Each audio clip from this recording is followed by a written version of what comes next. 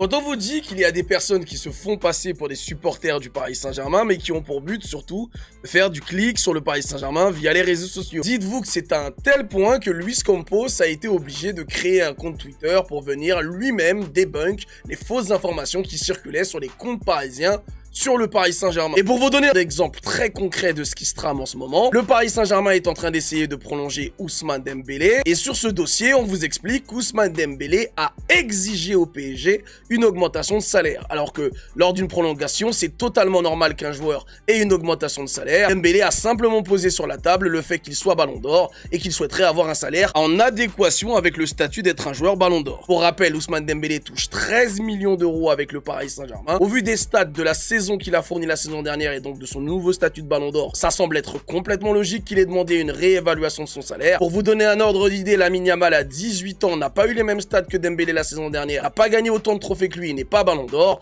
et pourtant il gagne 16 millions d'euros à l'année. Mais sur certains comptes parisiens, donc, on vous explique que le comportement d'Ousmane Dembélé n'est absolument pas normal, pour essayer de vous exciter avec un drama, comme si on n'en avait pas déjà assez avec celui entre Fougou et Lydia. Et au même moment où le Paris Saint-Germain est en train de prolonger Ousmane Dembélé, il y a un autre joueur qui va également prolonger son contrat avec le club. Il s'agit de Pacho, qui va sûrement doubler ou peut-être même tripler son salaire. Pour rappel, Pacho touche 2,5 millions par an avec le Paris Saint-Germain. Et oui, c'est tout à fait normal que le salaire de Pacho soit aussi bas, car lorsqu'il signe au Paris Saint-Germain, il avait 22 ans, n'avait que 2 saisons en Europe dans les jambes, et même s'il avait des statistiques défensives de très haut niveau, eh bien il n'était tout simplement pas encore un joueur connu. C'est donc grâce à ses performances et à sa régularité que le Paris Saint-Germain a décidé non seulement de le prolonger, mais aussi de l'augmenter. Et bizarrement, personne ne parle du fait que Pacho va toucher le pactole, parce que ça n'intéresse absolument personne de savoir que Pacho va toucher plus d'argent avec le Paris Saint-Germain. Par contre, c'est bien plus excitant d'essayer de faire croire qu'il y aurait un potentiel conflit